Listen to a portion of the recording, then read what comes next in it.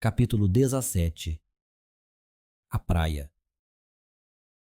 O cheiro de podridão atingiu Bliss e o grupo de uma só vez, tosses e maldições se elevando da coluna naquela manhã. Terceiro dia, desde que haviam deixado Kitai e suas bolsas estavam quase vazias, seus cantis em melhor estado depois de reabastecidos em riachos pelo caminho. As provisões desapareceram da mente quando Deshiva ordenou que o grupo avançasse, não andando, mas correndo. Fiquem prontos, disse Deshiva, a ordem se repetindo ao longo da coluna. Quick, ao lado de Bliss como estivera durante toda a marcha, repetiu as palavras para a linha atrás dele, e juntos os irmãos aceleraram seus passos. Descalça, Bliss sentiu a terra voar entre seus dedos enquanto avançavam. Sozinha correr pela selva seria uma aventura espiritual. Ela e as árvores e os pássaros, nada mais. Agora cada pisada se juntava a centenas de outras. A brisa costeira se misturava com a respiração dos caçadores, enquanto a força se movia em conjunto. Ela não se sentia sozinha, mas parte de algo maior. Um organismo se erguendo para defender os seus. Como Kitai, o assentamento para onde corriam tinha suas casas entre as árvores e seus espaços de trabalho no chão. Quando o grupo se aproximou, descobriu que nenhum dos dois estava de pé. Coberturas de palha pendiam como folhas ressecadas, balançando para frente e para trás com o vento. Tábuas e tapetes musgosos estavam espalhados pelo chão. Folhas e galhos, tanto esculpidos quanto naturais, juntavam-se aos destroços em pilhas aleatórias. Misturada com tudo isso estava a fonte do fedor. Deshiva deteve o grupo na entrada da aldeia, Bliss e Quick se espremendo do lado esquerdo para olhar além e absorver a absoluta destruição. Deshiva, assumindo seu comando, esperou o grupo se reunir antes de dar um passo à frente. Ela deu uma longa e abrangente olhada ao redor da cidade arruinada, suas árvores quebradas e clareiras ensanguentadas, antes de se voltar para seus subordinados. Bliss não viu nenhum vestígio de desespero, nem de raiva, apenas um julgamento frio. Demônios, disse Deshiva, começando e terminando com uma palavra.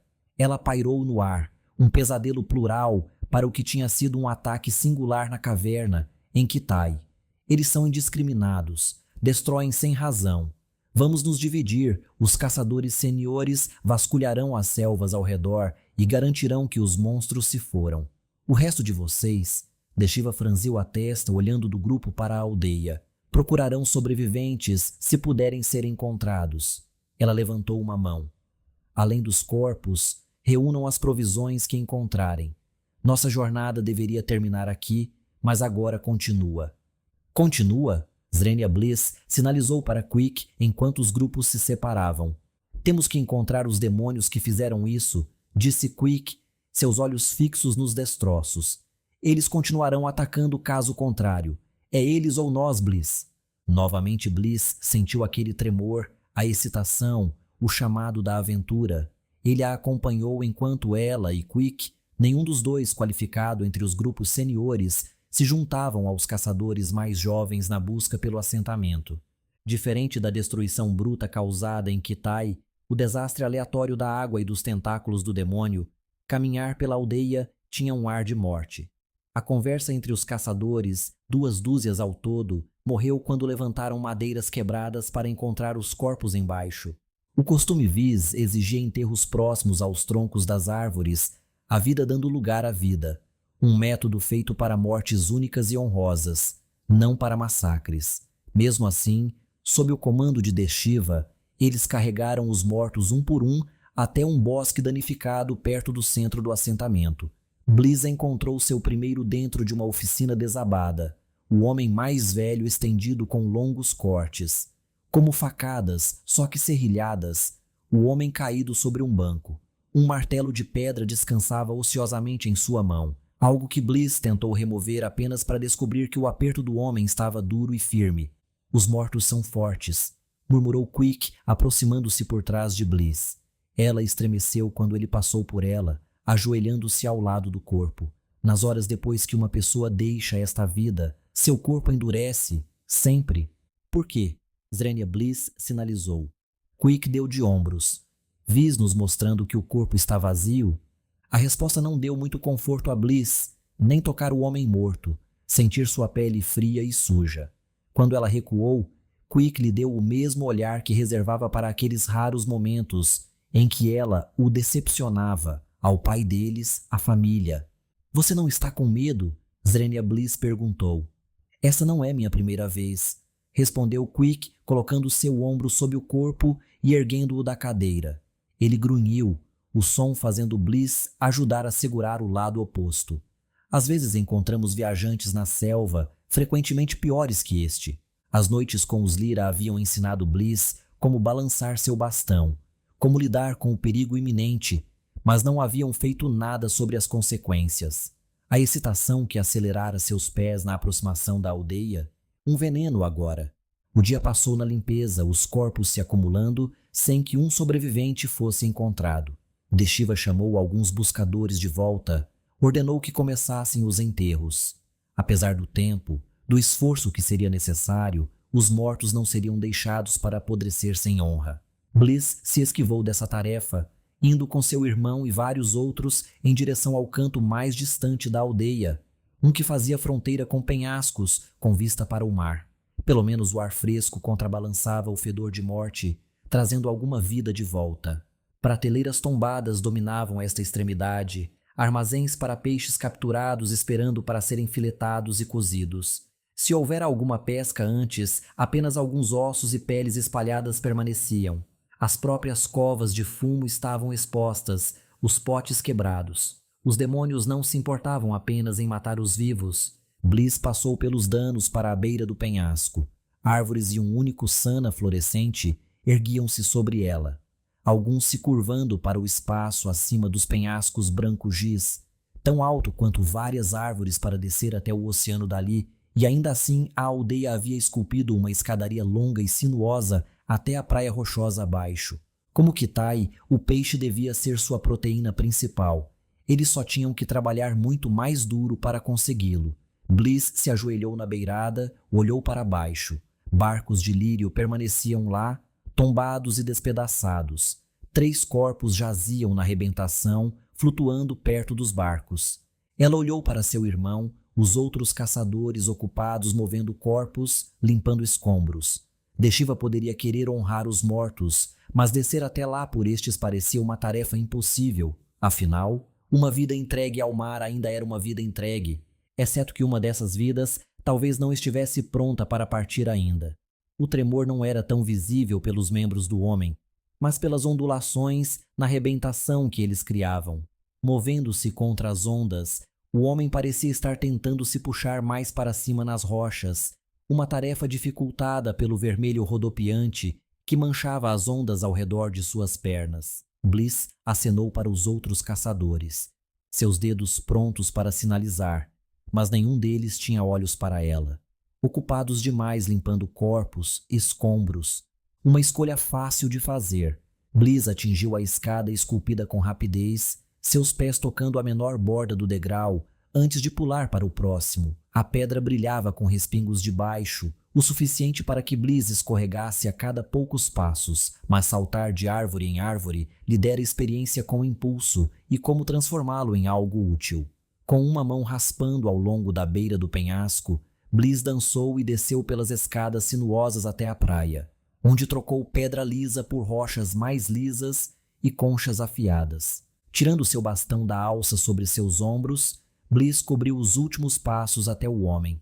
O mar lavava seus tornozelos, quente e suave naquela tarde. A luz do sol cintilava nas costas nuas de seu alvo, opacando-se onde encontrava um corte. Bliss ajoelhou-se no ombro do homem, colocando seu bastão no chão ao lado dela.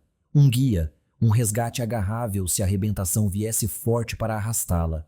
Ela tocou o homem. Se tivesse voz, poderia ter gritado.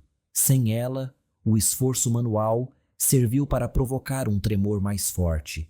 A cabeça se moveu, virou-se para ela com uma bochecha ainda descansando nas pedras. O rosto do homem tinha o aspecto bronzeado e desgastado comum aos marinheiros, pescadores. Sua boca se contorceu em uma careta de dor. Um olho parecia arranhado, o outro vermelho e inchado do mar. Ele tentou falar, nem mesmo um sussurro. Bliss inclinou-se, agarrou seu braço. Puxou. O peso do homem venceu seu precário apoio nas pedras e ela caiu para trás, o homem voltando a cair de bruços.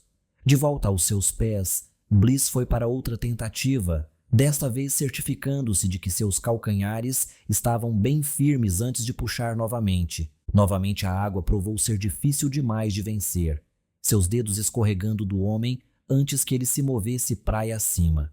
Pesado demais, difícil demais. Bliss olhou de volta para o penhasco. Ninguém espiando pela borda ainda procurando por ela. Ela teria que conseguir ajuda, e isso significava.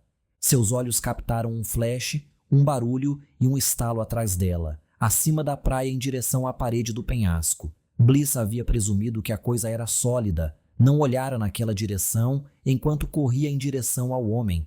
Agora, porém, ela viu uma alcova escavada, cortada pela água do mar e exibindo calcário reluzente.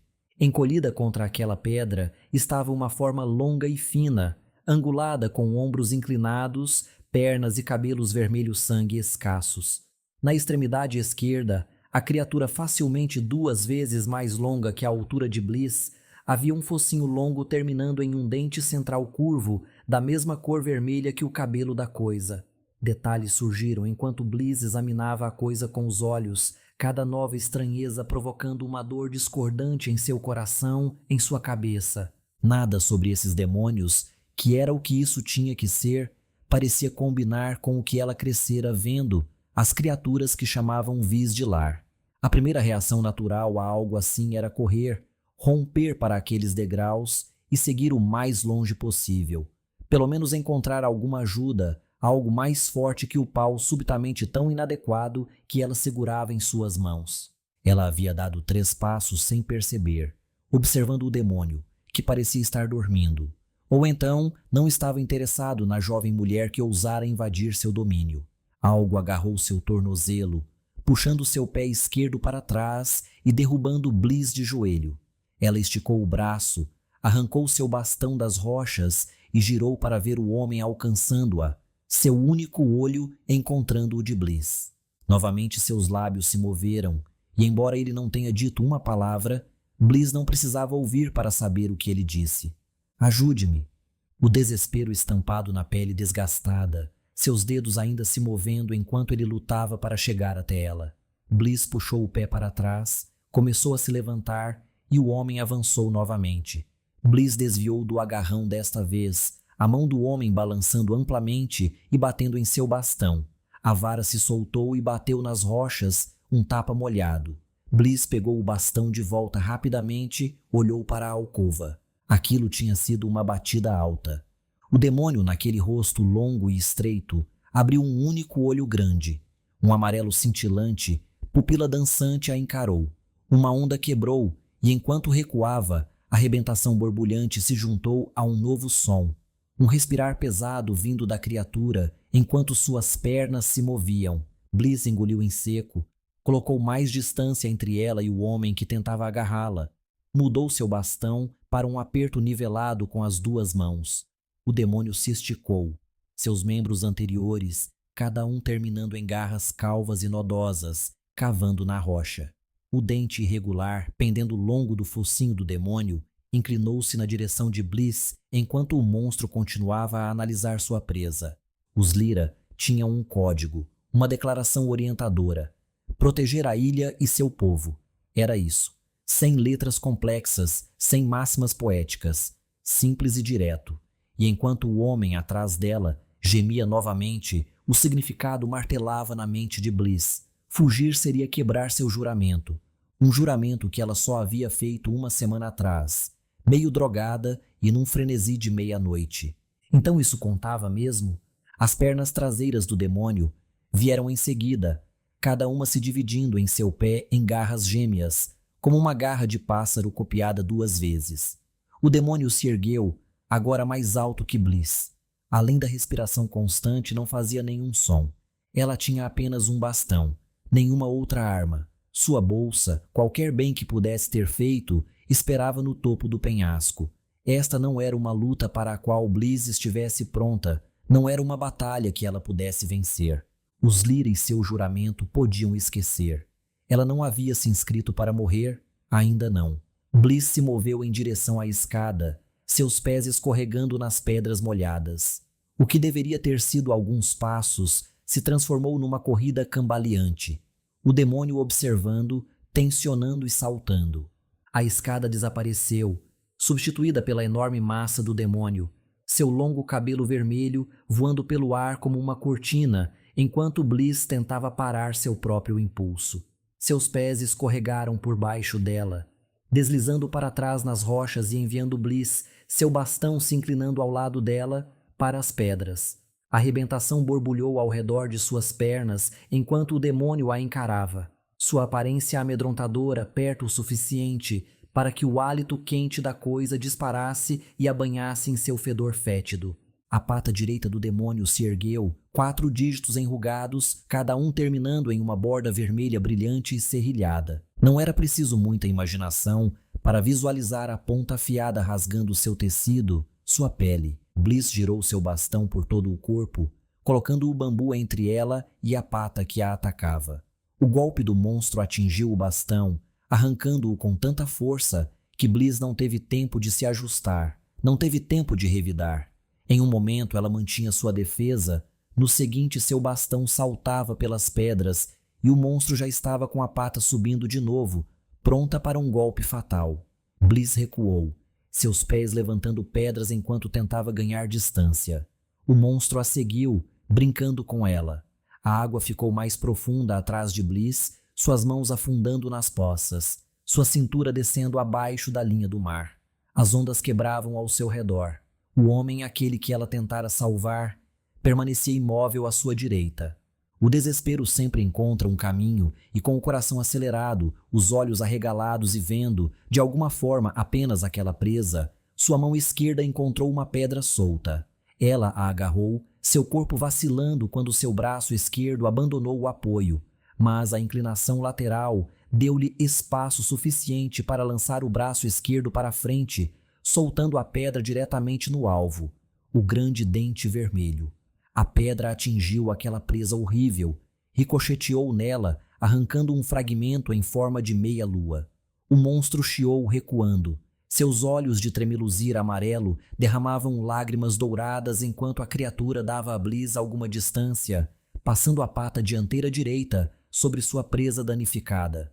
Nunca tome uma vantagem como garantida. Bliss levantou-se rapidamente e foi para a direita, espirrando água através das pedras e das poças agitadas pela maré em direção ao seu bastão.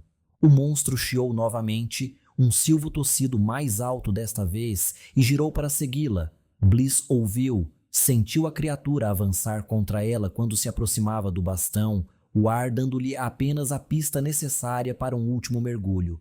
Uma garra sinuosa pegou suas perneiras, rasgou a trama de ervas, mas errou sua pele. Bliss bateu nas pedras, rolou e se levantou com o bastão novamente em ambas as mãos. Ela sobreviveu. De alguma forma, havia sobrevivido aos primeiros segundos, e essa sobrevivência a transformou. O que tinha sido medo absoluto se transformou, com o bastão firme em suas mãos, em algo semelhante à coragem. Pelo menos a crença de que Bliss agora, neste momento, era mais do que apenas uma presa. Ela se levantou, o monstro circulando com mais cautela, observando o bastão. Bliss agitou a longa arma de bambu à sua frente, tratando-a como um alvo, algo para desequilibrar o monstro. Se conseguisse fazer a criatura ir para um lado, talvez Bliss pudesse dar um golpe livre. Eles se encararam na luz do pôr do sol, o dourado profundo respingando nas rochas, destacando os penhascos em bronze.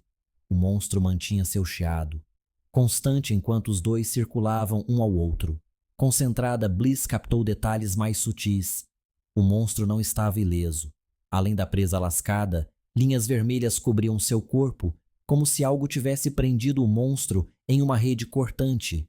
O pelo vermelho pendia em farrapos irregulares. Essa tonalidade, Bliss agora presumia, tinha mais a ver com sangue do que com cor natural. A pelagem curta da criatura também estava grudada na pele em tufos. Não havia nada imaculado naquela coisa. Hora de terminar o trabalho.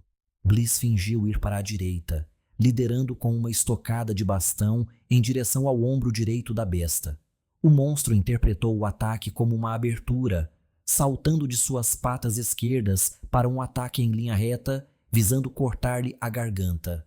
Bliss abaixou-se, usou o impulso para inclinar seu bastão para a direita, atingindo o meio da besta enquanto a garra cortante passava sobre a cabeça de Bliss. Novamente o bastão quase escapou das mãos de Bliss, o peso puro do monstro arrastando o pau junto. Firmando-se, ela segurou, e o golpe enviou o monstro cambaleando para a direita, ao longo das rochas e mais perto da escada. Deixar a criatura recuperar o equilíbrio seria deixá-la voltar ao jogo. Bliss avançou, empurrando os pés contra as pedras e impulsionando-se para um golpe por cima da cabeça. Uma pancada com as duas mãos, mirando na cabeça do monstro. A criatura não se esquivou, nem tentou. Em vez disso, chiando, com lágrimas douradas escorrendo dos olhos, o monstro levantou a cabeça para encontrar a pancada de Bliss. Abrindo a mandíbula, por trás daquela presa irregular, o monstro mordeu o bastão de Bliss, interceptou o golpe e o segurou firme. Com toda a sua força, todo o seu impulso, o golpe que Bliss desferiu pareceu não afetar o monstro em nada. Em vez disso, os dois ficaram suspensos ali, o bastão na boca do monstro e Bliss pendurada sobre as rochas. O monstro se moveu primeiro, puxando o bastão e Bliss junto com ele para si. Aquelas garras dianteiras prepararam-se para o ataque, forçando Bliss a abandonar seu bastão novamente para recuar. O monstro não lhe deu espaço desta vez. Mantendo o bastão firmemente preso, o monstro saltou para frente, plantou uma garra no ombro de Bliss, pressionando-a contra o chão. As garras pontiagudas cravaram-se em sua pele e Bliss tentou gritar. Como acontecia desde criança, sua voz saiu num guincho quebrado, que ainda assim levou longe, um estilhaçar incomum contra as ondas que batiam na noite. O monstro pressionou para baixo, a cabeça de Bliss batendo nas rochas. A água invadiu seus ouvidos, correu sobre sua boca, fez sua visão nadar. O olho dourado do monstro aproximou-se, com seu bastão na mandíbula, enquanto observava bem sua próxima vítima. Quando Bliss sentiu o último ar escapar de seus pulmões, um rumor abafado atravessou a água, zumbindo em seus ouvidos. O olho dourado, embaçado pelo mar, desviou-se. O peso desapareceu de seu peito, a garra arranhando Bliss em sua saída. Ela se sentou, ofegante. Gritos de guerra abafados enchiam o ar. Formas dançando ao seu redor, avançando contra o monstro com lanças, com facas ao estilo Foti, e seu irmão com a relíquia mais antiga de sua família. Manoplas de madeira manchada, presas firmemente em cada punho, suas pontas metálicas dilacerando o monstro. Bliss cuspiu água enquanto observava seu irmão atacar repetidamente, os nós dos dedos fazendo seu trabalho. O monstro, surpreso, tentou encontrar um ângulo para atacar com sua presa, apenas para ser repelido por outro caçador, com a lança projetando-se em direção à boca feroz do monstro. Um terceiro, que apenas minutos antes havia ajudado Bliss a alinhar corpos, circulava atrás do monstro com duas facas Foti desembainhadas. O homem se agachou procurando um ângulo, um golpe de evisceração. Bliss podia nomear todas as táticas, havia revisado todas elas com Quick diversas vezes quando ele primeiro se juntou às fileiras de caçadores. O trio agora trabalhava em conjunto, dois danificando e distraindo a fera, enquanto o último se movia para o golpe fatal. O monstro, no entanto, não era uma presa descuidada da selva. Assim como havia feito com o bastão de Bliss, o pau de bambu flutuava à sua direita agora, apoiado em algumas rochas. O monstro lançou sua mandíbula em direção ao portador da lança, agarrou a arma e a jogou longe no mar. Flexionando-se para trás com o mesmo movimento, ignorando os cortes contínuos de Quick, o monstro lançou seu corpo de volta em direção à costa, empurrando Quick para o lado e fazendo-o tombar. O portador da faca avançou para seu golpe, estendeu o braço em uma estocada que Bliss não conseguiu ver, mas que o grito chiado do monstro deixou claro que havia encontrado seu alvo. Assim também fizeram as garras traseiras do monstro, aquelas garras duplas provando-se flexíveis o suficiente para chutar para trás e para a esquerda, atingindo o flanco do portador da faca e girando o homem ensanguentado para a arrebentação, bem ao lado do ferido que havia começado toda essa situação. Bliss cambaleou até seu bastão, o peito doendo a cada respiração, enquanto seu irmão lançava um novo desafio ao monstro. Sem palavras, determinado, tudo o que os caçadores Kitai deveriam ser, o rosnado gutural de Quick reverberou pelos penhascos como uma lenda. O monstro escolheu responder com sua mandíbula, chicoteando para a direita mais rápido que qualquer cobra que Bliss já havia visto. O monstro avançou, rochas e espuma voando com seus chutes. Quick saltou para encontrá-lo, seus nós dos dedos oscilando juntos para pegar o monstro em uma morsa letal. À sua direita, o portador da lança sacou uma faca da corda em sua cintura e correu para frente também, esfaqueando em direção ao pescoço gigante do monstro. Assim como havia avançado para Quick e o outro caçador, o monstro saltou para o lado, para a esquerda de Quick e em direção ao recôncavo. Suas garras rasparam na rocha e Quick agarrou o pelo do monstro, as manoplas do homem prendendo-se no vermelho, rasgando em seu emaranhado, enquanto o impulso da fera a carregava para além do outro caçador e diretamente na linha de Bliss. Quando o monstro se virou, abrindo a mandíbula para morder seu irmão, Bliss tropeçou para frente com o bastão. Suas mãos, frias, cansadas e machucadas, empurraram o bambu com toda a força que lhe restava, enfiando o bastão na mandíbula do monstro que se virava, forçando sua mordida a se transformar em uma investida. Quick caiu livre, com farrapos de pelo do monstro caindo com ele na praia carmesim. Bliss puxou seu bastão de volta, golpeou novamente enquanto o monstro virava seu olho sinistro, sua presa danificada, em direção a ela. O golpe acertou em cheio, uma pancada esmagadora na mesma mandíbula, um estalo e um estalido que a fera ignorou enquanto caía em outra investida chiada. Bliss bloqueou com seu bastão, sentiu a fera atingi-la, levantá-la em seu focinho duro e carregá-la sobre as pedras. O fôlego de Bliss desapareceu, suas pernas e braços se debatendo, enquanto o impulso da fera a empurrava de volta contra a parede do penhasco. Atrás do monstro, Quick se curvou, seu rosto ardendo de medo, coberto pelo pelo que havia arrancado, longe demais para ajudar. Ao seu lado, o portador da lança atirou sua faca, um último golpe que passou longe enquanto o monstro avançava. Seria isso então, mais um momento e depois um fim rápido e esmagador. Pelo menos ela morreu fazendo o que sua família esperava, colocando a vida de Bliss, seu dever sagrado, acima de tudo. Bliss atingiu a parede do penhasco, esmagou-se contra a pedra e ricocheteou sem continuidade. O monstro não a esmagou, um mistério resolvido apenas pelos ecos de um grito maior, um rugido furioso e desgastado, pontuado finalmente não por um chio, mas por um guincho da garganta do monstro, um grito de morte causado por uma figura singular em pé sobre o corpo caído do monstro. Deshiva, sua lança coberta de símbolos e envolta em bandas forjadas em Foti, estava sobre o monstro, sua arma cravada num salto da escada acima. Bliss, sentada na pedra, observou o cabelo de Deshiva soprar no vento do mar, ouviu o grito de vitória de sua comandante, de vingança. Com sua mão esquerda, os únicos dedos não adormecidos pela batalha, Bliss ergueu seu gesto para o céu e se juntou a ela. Capítulo 18. No mar. O tsuru cortava os mares melhor que qualquer faca, moldando-se às ondas e transformando sua força em impulso próprio. A embarcação descia e subia, mudava de direção e surfava com habilidade astuta. Svard observava de perto do leme do capitão, admirando os esforços controlados da tripulação enquanto eles se moviam de um cordame para outro, de um controle do leme para outro, para manter o tsuru em sintonia com a água. O navio Foti vindo de Vis, comparado a este, tinha sido um martelo esmagando as ondas, sem sutileza, sem graça, apenas força bruta. Bem, esse era o jeito Foti. Svard sentia isso em seus machados, guardados em um baú que Maena lhe dera para a viagem. Sentia também no manto que pesava em suas costas, no sangue em suas veias. Força bruta transformada em algo útil. O tsuru e seus marinheiros pareciam nascidos de uma graça diferente. Peguei você olhando, disse Maena, afastando-se do leme e entregando-o ao imediato. Nunca esteve em um navio Hana? Nenhuma vez. Então você nunca navegou de verdade. Svard riu baixo.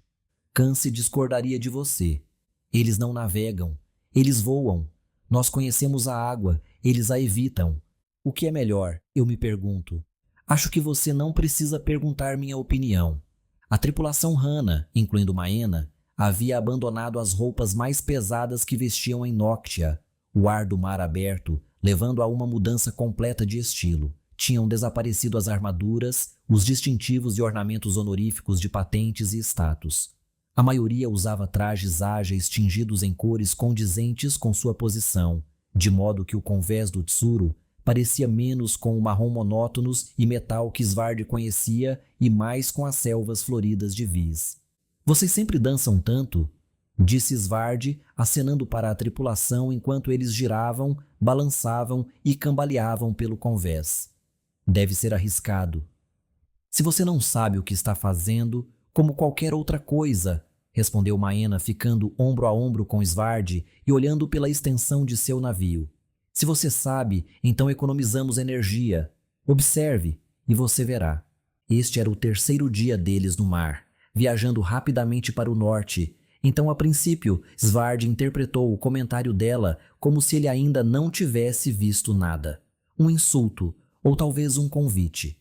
Ele escolheu 2 marinheiros, um no alto terminando de amarrar uma vela sobressalente agora que o vento tinha aumentado, e um segundo carregando uma corda da proa à popa para alguma tarefa desconhecida.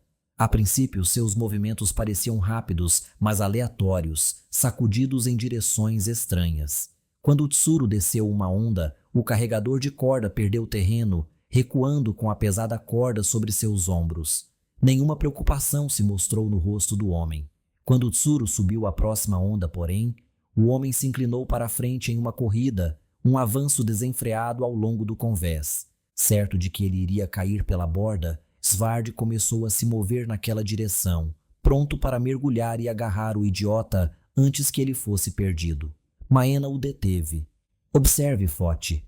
A corrida aparentemente condenada diminuiu quando o Tsuru atingiu o ponto mais alto de sua ascensão, com o carregador passando pelo meio do navio, aproximando-se do seu destino. O Tsuru começou a descer, cortando o ímpeto do homem, desacelerando a corrida o suficiente para deixar o homem com 3 últimos passos cuidadosos antes de, com Svard e Maena, se movendo para estibordo para ver, colocar a corda exatamente no gancho pretendido. Entendeu agora? Disse Maena. Tudo conforme o mar pretende. Ela apontou para cima. Seu outro alvo?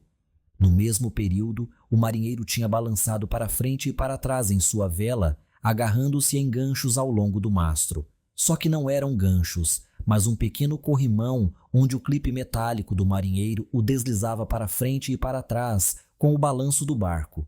Enquanto ia, o marinheiro havia levantado a lona, completando o fechamento sem o risco associado às técnicas normais.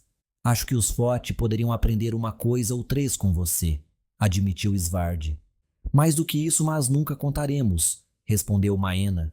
Ao ver o sorriso crescente de Svard, ela franziu a testa e matou o clima ensolarado do dia. É o que as ilhas fazem, não é? Guardam seus segredos, os colocam uns contra os outros no comércio, como se essa fosse a única maneira de sobreviver. Eu estar aqui sugere que você não pensa assim. A renovação não é a única coisa que precisa mudar. Nas 2 primeiras noites a bordo, Maena fez Svard comer com sua tripulação. Ele esperava encontrar os típicos lobos do mar, marinheiros curtidos que carregavam carga e amarravam cordas todos os dias de suas vidas adultas, até que o tempo os transformasse em anciãos, ensinando o mesmo a seus filhos e netos. Em vez disso, encontrou revolucionários. Nenhum deles se importava com a próxima entrega ou como seria a temporada de navegação. A maioria era mais velha que Svard e havia oferecido seus próprios objetos de valor armazenados para trocar pelo financiamento da missão. Eles navegariam sim, mas apenas por uma causa. Eles querem o que nós queremos, Maena havia dito na primeira noite, enquanto todos jantavam no convés aberto do Tsuru. O imediato manteve o navio nivelado para a refeição, cortando entre as ondas com tanta habilidade que Svard não viu uma única ondulação em sua taça de vinho. Todos aqui perderam alguém, conheceram alguém ferido por Noctia e seu terrível ritual. Juntos, planejamos acabar com isso. Quando Svard perguntou como, A resposta foi unânime. Nós navegamos pelos mares e não encontramos nada lá fora, respondeu uma marinheira, tirando migalhas de pão do queixo enquanto falava. Oceano sem fim, exceto por nossas 7 ilhas ao redor do mundo. Qualquer coisa que possamos encontrar que acabe com tudo isso não estará lá fora. O que significa que está dentro? O escuro inferior, acrescentou outro. E vocês não têm medo de ir lá? Svard perguntou ao grupo, tentando entender como havia caído em meio a amigos tão semelhantes. Vocês sabem que haverá demônios? É por isso que fomos procurar ajuda, respondeu Maena. Se existem tantos de nós apenas em Hana, quantos mais poderiam existir por aí? Como eu. Exatamente como você. No entanto, Svard contou apenas Hanas à mesa no navio. Aparentemente não há tantos como eu por aí. Maena descartou o comentário com um dar de ombros. Procuramos, mas não com muito afinco. A relação entre as ilhas não é o que já foi. Svard considerou adivinhar se isso não seria culpa dos próprios Hanas, mas se conteve. O resto daquele jantar e os 2 dias seguintes passaram em um borrão revigorante. Até Kivi, o ferrite, encontrou prazer no porão de carga do Tsuru, perseguindo ratos e outras pequenas criaturas sem para onde fugir e, portanto, presas fáceis para as mandíbulas rochosas mais lentas, porém mortais do ferrite. Para Svard, simplesmente estar perto daqueles que compartilhavam seu objetivo, sua visão de mundo inclinou seu eixo de uma bagunça solitária e instável para um foco afiado. Ele não era louco, não era um velho eremita rabugento que passara muito tempo nos penhascos.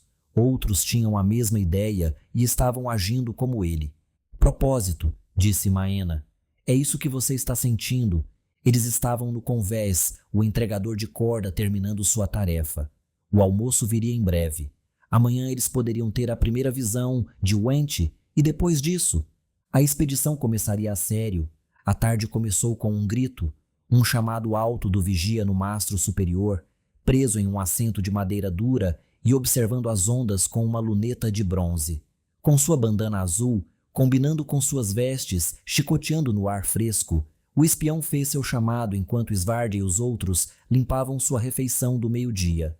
Embora o grito não parecesse ter palavras, algo no tom deve ter significado ação, porque os rostos dos Hanas caíram em uma mistura de dever sombrio e divertimento malicioso. A tripulação se dispersou, seu propósito tornando-se claro quando aqueles que haviam corrido para o porão retornaram com sabres, ganchos e lanças longas.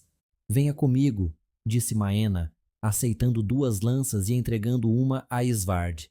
Faremos um desvio. Seguindo Maena até a proa do Tsuru, um carvalho crescente esculpido como corredeiras borbulhantes de um rio, Svard seguiu os olhares dos marinheiros sobre a água, em direção a uma linha escura cortando o horizonte. Desta distância, a forma parecia ter o tamanho do polegar de Svard, caso ele o erguesse contra o horizonte azul claro.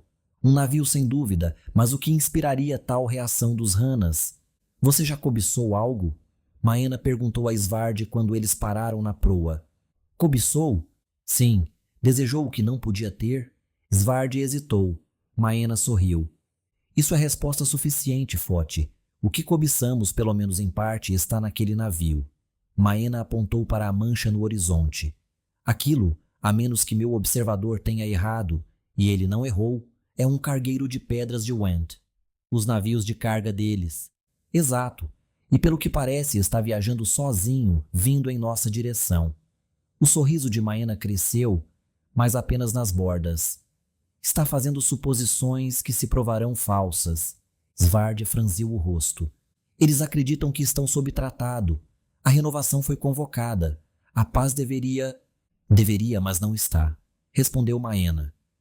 Qualquer coisa que você vê imposta sobre uma população sem nenhuma fiscalização é apenas uma ilusão. Maena passou o olhar pelo seu barco e pelas águas vazias. Você vê algum Najan aqui? Svard balançou a cabeça, franzindo a testa. O tratado existe porque é muito perigoso de outra forma. Lutar guerras enquanto demônios devastam é tolice. Perder uma vantagem porque você está sendo muito bonzinho é pior, disse Maena. Naquele barco pode haver várias armas valiosas, suprimentos que podemos usar para ir mais fundo, mais longe do que qualquer um antes. Então podemos comprá-los. Maena riu, uma risada sem sua alegria despreocupada habitual. Você é quem passou tantos anos sozinho, Foti. Não presuma que ainda entende o mundo. O que os Went aceitariam em troca nos deixaria vazios. Eles levariam o Tsuru inteiro antes de nos dar uma maçã. Você está presumindo... Maena colocou uma mão em seu ombro e não em um aperto amigável. Svard, o tempo para discussão já passou. Já dei a ordem. Tomaremos o navio, garantiremos o que queremos e o resto encontrará seu caminho para o fundo do mar. Uma vítima do ataque de um demônio. Ela o soltou, puxou a mão de volta e a descansou no punho de seu sabre.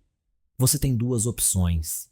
Ou vai para o porão e espera até que a luta termine, aceitando que sua inação pode custar vidas da minha tripulação, pode prejudicar nossa missão, ou aceita que haverá preços a pagar ao longo deste curso e caminha ao meu lado como concordou lá em Noctia. Isso não é o que eu concordei, disse Svard. Então você não escutou. Eu disse que faria o que fosse necessário.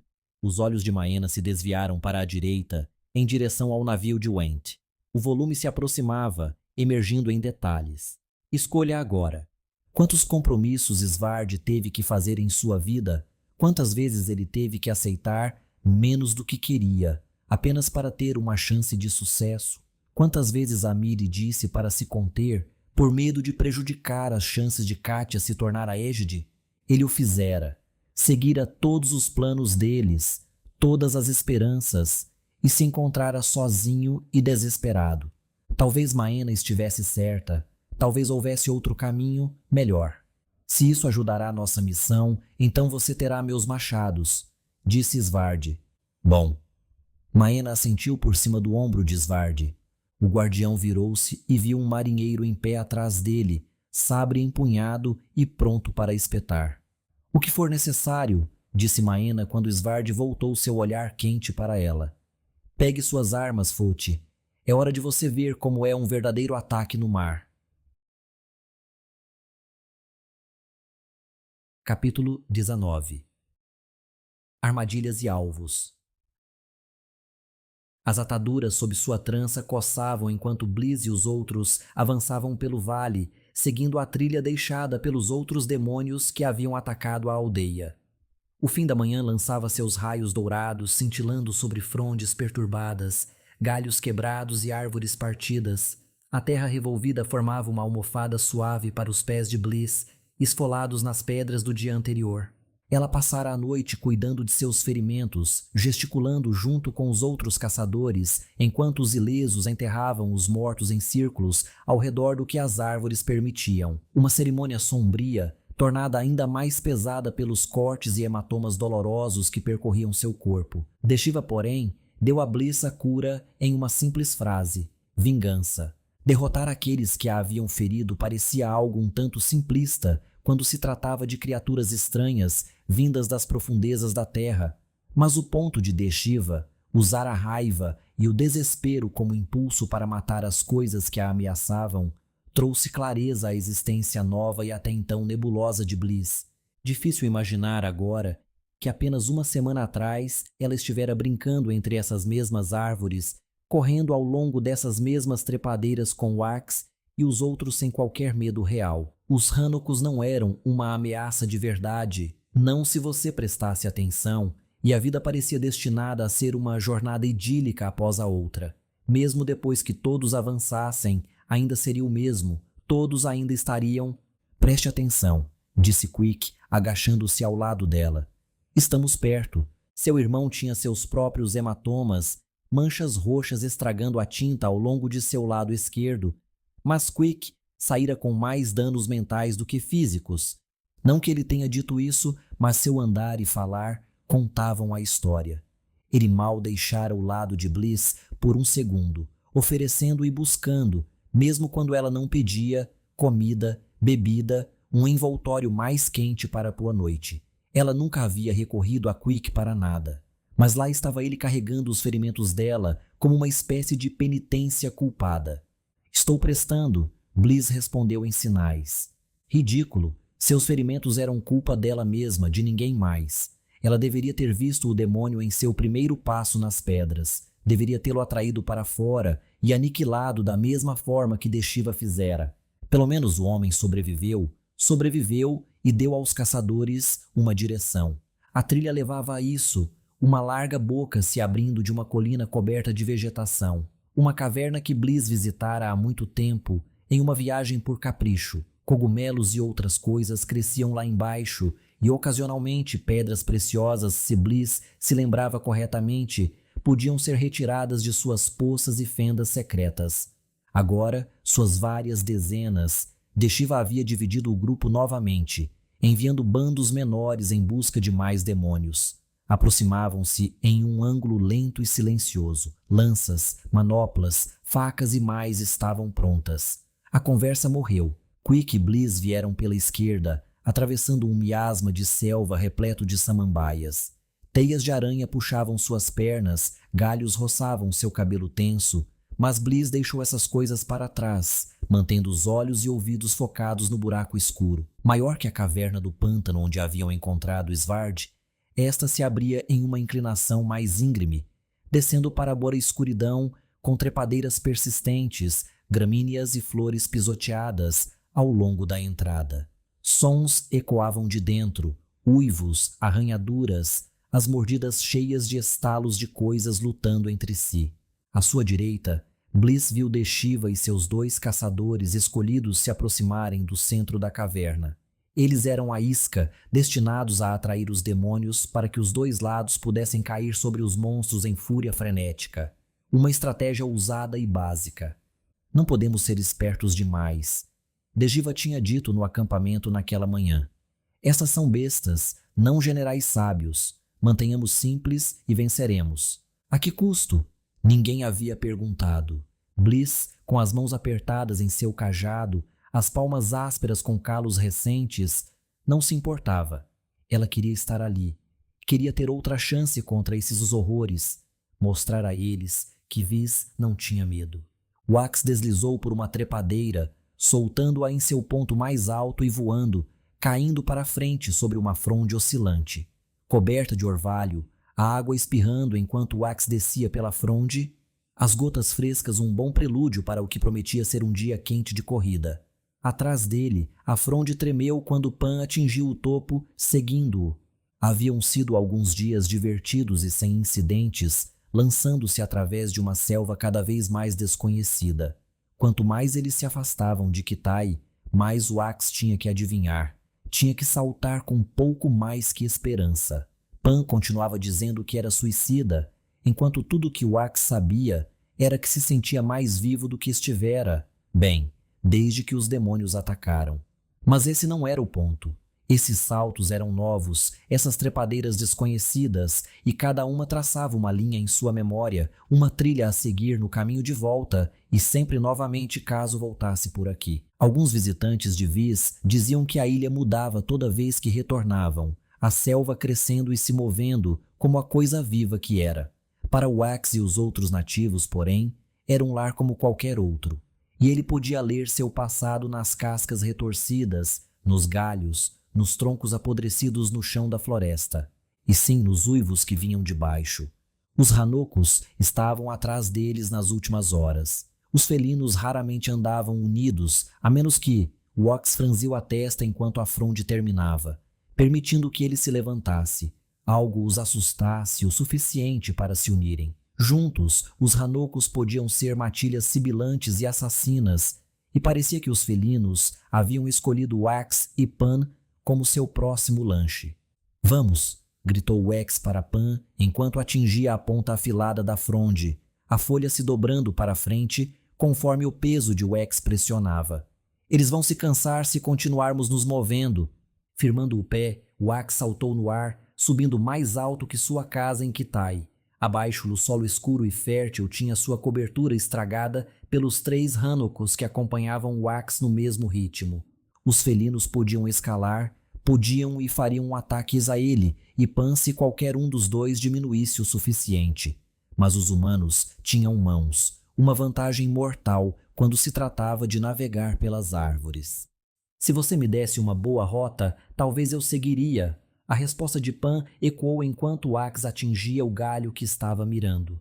A madeira rangeu, mas a saúde da árvore aguentou, e Wax seguiu com sua caminhada de ponta a calcanhar, passando pelo tronco, em direção ao próximo galho e ao salto que viria. Continuando a correr assim por mais 1 hora ou 2, e Wax calculou, eles chegariam ao posto avançado de Najan, seguro, vigiado e pronto para receber os 2 candidatos mais rápidos ao renovamento deste lado da ilha. Você tem que confiar em mim, disse Wax, mantendo os olhos à frente. Uma trepadeira pendia à esquerda, um balanço atraente, mas arruinado por um elo nodoso e apodrecido em direção ao dossel. No meio havia um pequeno bosque, uma dúzia de árvores exibindo seus troncos inúteis e finos em direção ao céu oculto. À direita, um gigante robusto sem os galhos inferiores, mas empunhando uma passagem elevada para a vitória. Eles só precisariam escalar alguns tocos primeiro, e fazê-lo mais rápido que os felinos. Pela direita desta vez, chamou Wax, ganhando velocidade e saltando do final do galho. O ar quente agitou o voo, não fez nada para ajudar Wax enquanto ele batia no tronco da árvore. Um nó atingiu o ombro de Wax, enquanto os restos pontiagudos de um galho penetraram em seu joelho direito. Recompensas padrão por pular pelas árvores, ele usou suas mãos e pés calçados, ambos lutando por apoio. Para cima, cada agarrar levando Wax mais alto. E até agora, nenhum sinal dos Hanukkos. A árvore não tremeu com o peso deles. A casca não soou seu alarme raspante. Wax arriscou olhar para baixo, diminuindo o ritmo para confirmar que a esperança não era infundada. E suspirou. Nada como a realidade para furar um bom momento. Pan, seguindo atrás, não fizera o salto final. Pelo menos, não bem. Ele atingira o alvo um pouco abaixo de Wax, prendendo sua bolsa em uma árvore menor que fazia avanços agressivos sobre sua prima mais velha. Pan agora estava parcialmente enrolado, mãos e pernas nos galhos, folhas batendo em seu rosto, tentando se livrar do desastre. Os Hanukkos viram a mesma coisa que Wax, mas em vez de suspirar, os 3 felinos circularam. Suas cabeças peludas como luas, azul, cinza e roxa desta vez, balançavam enquanto avaliavam a distância do salto para transformar Pan em almoço fatiado. Qual era mesmo o papel oficial de Wax? Aquele que Pan lhe pedira para assumir nesta pequena jornada? O que um guardião precisa fazer? Murmurou Wax e se deixou cair gritando todo o caminho.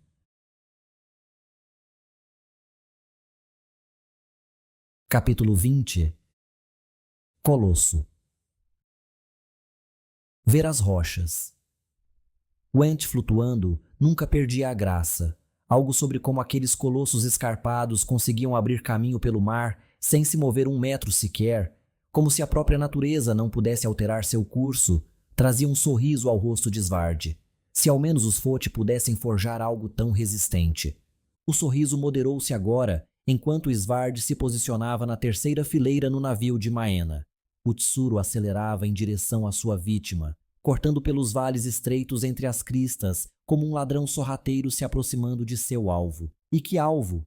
Olhando para cima, Svard viu a imponente lateral escalonada que formava o navio Went subir e subir. Mais alto que uma casa Noctia, aquela coisa imponente mantinha seus ossos cinzentos expostos, revestidos com veias preto-prateadas, como se o navio tivesse emergido crepitante das próprias entranhas de Went. Saliências percorriam as laterais do grande navio, com nichos que serviam como entrada para a carga ser carregada e descarregada. Grandes rampas pendiam da embarcação, presas na rocha e prontas para serem erguidas por guinchos, correntes metálicas escalando a distância entre a abertura de carga e o convés superior. Basta puxar uma alavanca e essas rampas deslizariam para o lugar, permitindo que o Leviatã regurgitasse seu interior sobre um porto boquiaberto. Como Maena planejava tomar essa coisa massiva com sua tripulação escassa, parecia uma questão com apenas uma resposta. Ela não conseguiria, e todos passariam a noite se afogando sob o mar. No entanto, Svard via apenas sorrisos expectantes. Aqueles couros Hana haviam retornado, as túnicas soltas agora cobertas com armaduras ajustadas. Sabres descansavam em bainhas, enquanto facas se agarravam firmemente a cintos, botas e ocasionalmente bandanas. Vários atrás de Svard seguravam bestas, suas combinações de metal e madeira feitas pelos Fote apontadas para o convés superior, prontas para disparar não flechas, mas arpéus que mordiam rochas. Aos seus pés, Kive cutucou Svard e bufou. Quase pronto, murmurou Svard para o ferrite. E pela última vez você vai ficar aqui. Kive bufou novamente. Pelo menos os arpéus garantiriam que o ferrite, de maneira alguma ágil o suficiente para tal abordagem, não ficaria no caminho. Ou, muito pior, cairia naquelas ondas. Maena, na frente, assobiou. Até agora Svard não tinha visto uma única alma aparecer na lateral do navio Went, nem um farejamento de resistência vindo em sua direção. Com o assobio de Maena, os besteiros miraram e dispararam, lançando seus arpéus com um zunido. As garras cintilaram através do sol do meio-dia, clarões direcionados ao seu destino, antes de se chocarem contra o navio Went um após o outro. Pedra cinzenta quebrou e respingou enquanto cada besteiro se ajoelhava e prendia a extremidade de seu arpéu em um laço no convés do Tsuru. Com vários puxões, as cordas, fibras de um tingimento vermelho-âmbar, ficaram tensas. Maena assobiou novamente, e Svard a observou dar o primeiro salto da amurada do Tsuru, voando pelo ar e aterrissando na corda. Um pé após o outro, braços estendidos para equilíbrio, Maena subiu rapidamente pela corda, com sua tripulação seguindo logo atrás. Além daquele assobio, nenhum som, sem canção de guerra, sem cântico alegre os conduzindo à batalha. Não era exatamente um ataque empolgante. Tantas coisas confusas sobre os Hana. Svard estivera em sua ilha, vira seus costumes e apreciara sua companhia, mas nunca lutara ao lado deles até agora. Até o momento entediante. Mas quando o homem à sua frente começou seu turno na corda, Svard avaliou o caminho para cima e se preparou para segui-lo mesmo assim. Abaixo e à sua frente, o mar agitava-se. Acima, Maena encontrou o convés Went e pela primeira vez Svard ouviu um verdadeiro grito de batalha. Não era dela. Capítulo 21. Na escuridão. Os demônios não saíram para brincar. Desiva e seus 2 guardas se aproximaram cada vez mais dos sons de rosnados, arranhões e silvos vindos das profundezas, e nenhum deles se deu ao trabalho de se aproximar. Bliss observava do lado esquerdo, cajado em mãos, esperando que algo acontecesse, esperando sua chance de exorcizar os hematomas que tinha ganhado ontem. A concentração de Desiva, seu aperto firme na lança, com a ponta guiando sua caminhada lenta até a caverna, transformou-se em uma expressão frustrada quando nenhuma ameaça se ofereceu para sua ponta. Com um rápido aceno para seus companheiros, Desiva baixou a lança e levou as mãos às bolsas em sua cintura. No segundo em que o fez, ambos os guardas avançaram, cruzando suas próprias lanças à frente de Desiva para afastar qualquer ataque surpresa. Eles não são caçadores, murmurou Quick. São mais do que isso. Nenhuma criatura em vis precisa desse tipo de tática. Lyra, Bliss sinalizou, adivinhando a verdade. Quem sabia quantos havia, mas as artes que Lyra praticava sob a selva iluminada pela lua combinavam com o que ela via aqui. Uma dança diferente para um demônio mais mortal que os Hanoku e outras criaturas da ilha. De sua bolsa, Desiva tirou 2 bolas enroladas. Acinzentadas e brancas, Desiva as segurava como se fossem ovos prestes a quebrar. Bombas Foti, murmurou Quick. Não se vê dessas todos os dias. O que elas fazem? Acho que estamos prestes a descobrir. Desiva, com seus guardas relaxando sua defesa com lanças, agachou-se, caminhando cuidadosamente pelo musgo até a beirada da caverna. Cada músculo tenso, o suor brotando enquanto a luz do sol incidia em cheio tão perto da caverna. Desiva parecia uma com seu momento, seu elemento. Bliss não conseguia encontrar nenhum medo nela. Algo a que aspirar. Prepare-se, sussurrou Quick, e Bliss ouviu outros caçadores fazendo ruídos semelhantes. A vingança pairava no ar e seria deles. Desiva jogou uma e depois a outra, 2 movimentos calmos e saltitantes que pareciam engraçados diante do momento, assim como sua rápida virada e escalada, musgo e grama voando enquanto seus pés procuravam apoio, afastando-se da caverna. Bliss respirou fundo, prendeu o ar. As bombas explodiram com um estouro oco e decepcionante. O chão estremeceu. Os ruídos dentro da caverna desapareceram, sumindo enquanto fumaça e poeira saíam. No geral, não parecia mais que um incêndio ruim e um tremor leve. Deshiva, com a lança recuperada, acenou para o lado esquerdo. Este grupo comigo. Os da direita cubram nossa retaguarda. Fiquem atentos se pedirmos ajuda, disse Deshiva, voltando para a caverna com confiança. Bliss e Quick se juntaram a outros 10 caçadores ao redor dela, formando um esquadrão grande demais para caber na entrada da caverna em uma única linha.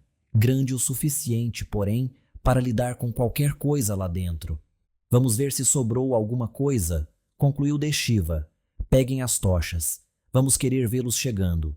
Quick acendeu uma, a luz a princípio não tendo efeito contra o dia da selva. Conforme eles entravam na caverna, Bliss e seu irmão no meio do grupo, a tocha encontrou seu propósito, guiando-os mais fundo na escuridão.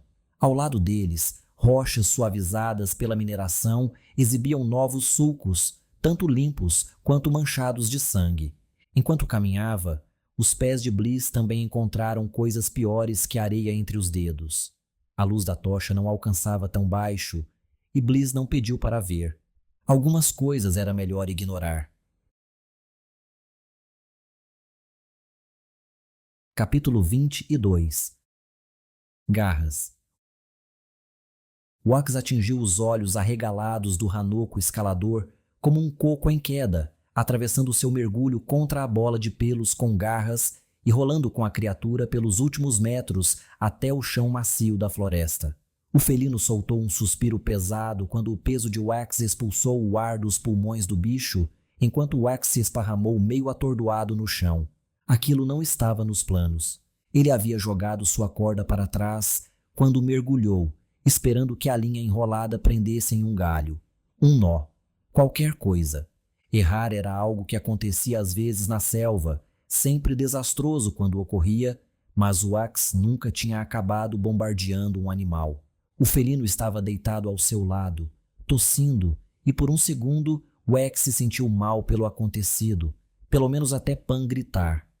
"Se mexe, seu idiota!" Pan gritou lá de cima. "Tem mais 2! Ah, certo." Wax afastou seus nervos abalados, sentou-se e olhou nos olhos cinzentos de um Hanoko roxo avançando em sua direção. O grande felino estava com as costas arqueadas, suas patas avançando lentamente, como se esperasse que o Wax fizesse o primeiro movimento. Ou talvez mantendo sua atenção para que o outro pudesse circular por trás. Se você quisesse viver muito tempo na selva de Viz, aprenderia as táticas de caça dos Hanokos bem rápido. Aqueles que não o fizessem tendiam a virar almoço para essas criaturas. Então Wax fez o que os felinos definitivamente não gostavam. Ele saltou e virou-se, uivando diretamente no rosto do terceiro felino quando este se aproximou para dar uma patada no pescoço de Wax. Em vez de desferir um golpe eviscerador, o Hanoko pulou com a cauda toda arrepiada. As patas da criatura atingiram o chão, levantando terra enquanto o felino disparava para a floresta. Alcançando a bainha em suas costas, Wax sacou a lâmina Foti em um movimento suave enquanto se virava para o felino roxo. O saque foi tão limpo, tão fácil, que Wax se pegou olhando para a própria espada com admiração. Ele estava praticando, mas metade das vezes que tentava um movimento como esse, a espada ficava presa e Wax acabava no chão. Felizmente, apenas Pan estivera por perto nas últimas noites para rir. O Hanoko não achou muita graça na lâmina azul. Também não recuou. Não havia medo em seu rosto calculista e Wax teve a oportunidade de identificar cicatrizes, partes rasgadas no pelo do Hanoko. Seus bigodes pendiam longos e retorcidos, dobrados por 1 milhão de corridas pela selva. O primeiro Hanoko, o covarde, podia ser jovem. Este não ia se assustar tão facilmente. Wax nivelou a lâmina na direção do Hanoko. "É sua vez, bola de pelos." A coragem veio com o momento.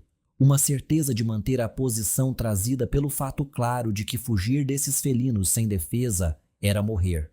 O próprio Wax nunca havia matado um Hanoko antes. Não tinha desejo de fazê-lo. Então balançou a lâmina diante da criatura, esperando que ela virasse e corresse. Ou pelo menos se esgueirasse para dentro da selva. O Hanoko não mordeu a isca. Em vez disso, abriu a boca, exibindo presas longas e pálidas e uma grossa língua rosada. Seu hálito, terrível em todos os aspectos, envolveu Wax quando o Hanoko rosnou ou possivelmente bocejou para ele. "Você já saiu daí?" Wax gritou para cima sem arriscar olhar. "Completamente", respondeu Pan, soando como se estivesse se dirigindo para o dossel. Pelo menos uma coisa estava dando certo. "Tudo bem, gatinho", disse Wax enquanto o Hanoko fechava a boca, mantendo-se agachado pronto para saltar. "Que tal formarmos uma trégua? Sem lutas, sem mortes, todos voltamos para casa felizes." As fendas verticais do Hanoko se estreitaram. Seus quadris tremeram e Wax apertou o punho. Sua chance viria quando o felino saltasse. Um golpe rápido e esperança de derrubar a criatura. Qualquer outra coisa significaria morte. À sua direita, o Hanoko que Wax havia esmagado estragou o momento. Gemendo, algo gutural, o felino virou-se de lado e piscou para o oponente de Wax. O felino roxo abandonou imediatamente o confronto, dirigindo-se para a direita e colocando seu volume entre Wax e seu amigo machucado. O Hanoko ainda estava com as garras de fora, mas sua postura agora indicava defesa, cautela, e Wax se atreveu a sonhar uma possível paz. Por que, no entanto? Mantendo a espada nivelada, Wax tentou olhar além do felino roxo, viu o azulado atrás pela primeira vez. Ele havia presumido que o Hanoko fosse adulto, um espião errado. Wax havia atingido um filhote mais velho, o que tornaria este o matriarca roxo. E aquele que Wax havia assustado antes, o mais jovem. Saui sempre foi melhor em vida selvagem do que Wax, ela saberia. O básico teria que ser suficiente. Wax deu um passo lento para trás, erguendo a mão livre. "Olha, você e eu não precisamos lutar. Podemos manter isso bem simples. Eu subo, você fica aqui embaixo e todo mundo fica feliz." O Hanoko roxo observou. Não seguiu enquanto Wax recuava mais alguns passos. Suas costas agora bateram nas pequenas árvores. Proteção pelo menos do terceiro felino, se decidisse voltar para mais. Agora como seria? Uma corda balançou diante dele. Wax arriscou um olhar para cima, seguindo o caminho, e viu a corda de Pan amarrada à sua ferramenta perdida. "Agarre-se e te puxarei rápido", disse Pan, mal visível através da folhagem acima. Um plano melhor do que o que ele tinha. "Em 3", disse Wax. Então guardou a espada de volta na bainha. Assim que a lâmina azul desapareceu, os olhos do Hanoko se arregalaram e o felino avançou. Wax alcançou, agarrou a corda, gritando para Pan ir, e o homem, nunca conhecido pela pressa, finalmente encontrou alguma ao se largar do galho acima. Wax foi puxado para o céu, a corda cortando suas palmas. O ar mudou em seus pés, as garras do Hanoko errando por uma distância pequena demais para Wax se importar em contemplar. Em vez disso, ele subiu e passou por um Pan em queda. Chutando as pernas, Wax balançou até o grande tronco da árvore, encontrou um apoio e parou o lastro. Pan ficou pendurado ali no espaço entre a árvore grande e o pequeno bosque. Abaixo dele, os Hanokos pareceram perceber que sua presa não valia o esforço, a mãe arrastando seu filhote exausto para a selva. "Adivinha?", disse Pan enquanto Wax encontrava um galho estável para puxá-lo. "Eu vi." "Viu o quê?" "O posto avançado. Estamos quase lá." O rosto de Pan sorriu enquanto Wax estendia a mão e agarrava a dele. "E a Sana? A grande? Está florescendo, Wax." Capítulo 23. Devoradores de pedra.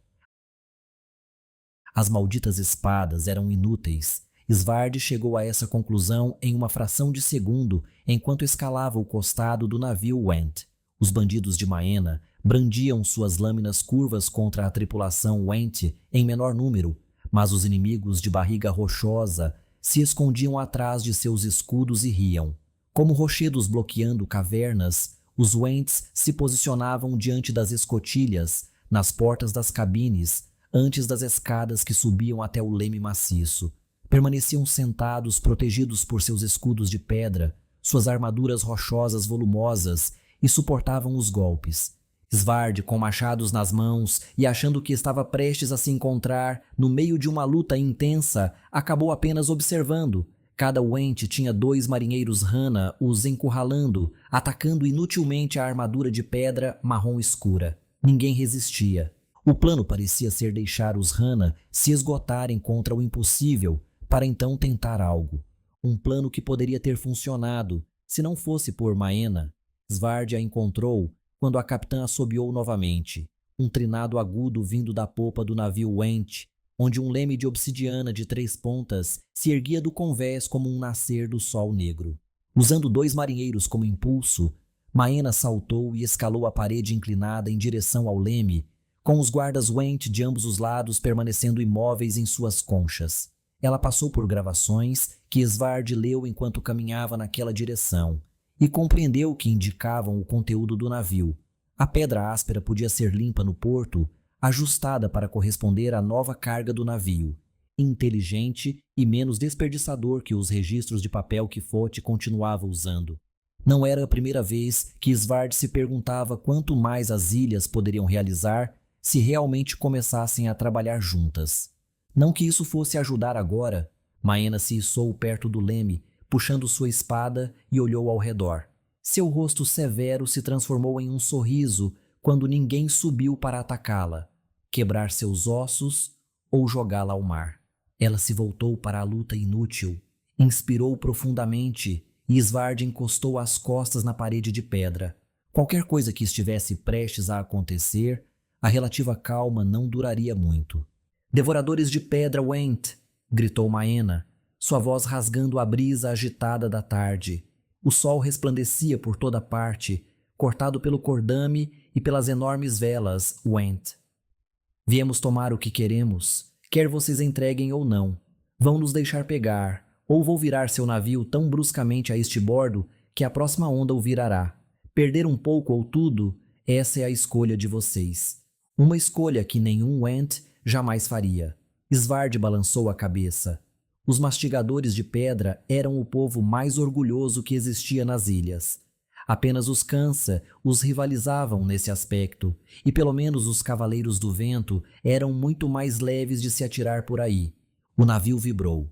Svard rastreou os sons, começando em vários cantos, e percebeu que não era o navio inteiro tremendo de uma vez. Não, os Wents estavam batendo seus pés de pedra contra as tábuas rígidas do convés, enviando vibrações de um para o outro.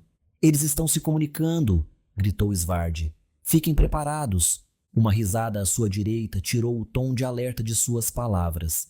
Um marinheiro Hana, com uma faca entre os dentes e a espada apontada para um ente sólido como pedra. "Primeira vez com esses caras?" perguntou o marinheiro enquanto as vibrações sob eles aumentavam. "Ataques no mar não são minha especialidade. Então saiba disso. Eles estão conversando agora por todo o navio, planejando seu ataque, eu diria." O sorriso malicioso do Hana se alargou e ele pegou a adaga com a mão livre. "Esses rapazes sempre começam devagar, depois ficam rápidos e então ficam sangrentos." Como se ouvisse a previsão sombria do marinheiro, as vibrações cessaram e o navio voltou ao seu balanço solene. Silêncio, exceto por algumas gaivotas aventureiras curiosas sobre a conflagração e suas implicações para o almoço delas. Svard olhou ao redor do convés. Contou cerca de 20 marinheiros Hana e 1/3 desse número de Wents. Números suicidas para os devoradores de pedra tentarem contestar. No entanto, seu estômago em contorções dizia a Svard que isso terminaria de forma ruim em breve. Os Went não deram nenhuma pista sobre seu ataque. Em vez disso, como vulcões em erupção, os guerreiros de granito se lançaram contra os Hana. Pesados e estranhos, com suas armaduras projetando-se em todos os ângulos, os guerreiros avançaram, derrubando marinheiros no mar, de cara no convés ou esmagando-os sob seus punhos de laje de pedra. Gritos de batalha jubilosos surgiram dos andarilhos do rio, os marinheiros finalmente tendo a chance de se posicionar atrás dos Went para deslizar suas espadas e adagas pelas fendas nas armaduras. O marinheiro à direita de Svard tentou a tática batendo no braço enorme revestido de pedra do Hunt, com sua espada para abri-lo, então mergulhando com a faca para acertar o interior do braço do Went. A jogada rendeu ao marinheiro uma cabeçada violenta, mas o homem manteve seu sorriso até bater no convés. O Went, murmurando algo na pouco usada língua da terra das ilhas, virou-se para Svard. Olhando de frente, Svard pensou que a guerreira se parecia mais com uma tartaruga do que qualquer outra coisa. Baixa e atarracada em sua armadura, a lutadora Went mostrava fraqueza apenas nas partes de couro leve entre a dura pedra rosada. Seu rosto, exceto por 2 fendas para os olhos e um entalhe único no nariz, parecia ter sido esculpido em granito vermelho. Ela veio na direção dele com uma carga de ombro rolante, literalmente caindo para frente, o que teria enterrado Svard na madeira se ele não tivesse feito um desvio tardio para a esquerda, deixando Went passar por ele. Girando com seus machados, Svard tentou pôr um golpe no ombro, um que teria transformado um braço normal em algo inútil e mutilado. Em vez disso, o machado atingiu alguma pedra, provocando faíscas e deixando a mão de Svard dormente com o contragolpe. A Went diminuiu o ritmo, voltou-se para Svard com uma risada. Seus ombros se ergueram enquanto ela respirava fundo, pronta para avançar novamente. Um ataque simples pedia uma solução simples. Se os machados não funcionariam, então, Svard recuou quando a Went avançou. Sua investida cega certamente o enterraria. Certamente, pelo menos, até Svard saltar para trás do parapeito do navio. Seu salto o levou um nível abaixo, permitindo que pousasse com um estrondo forte em uma alcova de descarga de carga. Seguindo-o, espatifando-se com um grito de raiva, veio a Went. Pedaços do navio caíram com ela, todo o conjunto mergulhando ao lado de Svard para se chocar contra o mar. Ou ela tiraria a armadura rapidamente, ou a Went se encontraria como a mais recente perda naquelas profundezas. Não era um problema com o qual Svard pudesse se preocupar, especialmente com as cavernas escuras do navio Went esperando à frente. Com a luta continuando lá em cima, ferro batendo na pedra, Svard preparou seus machados e entrou.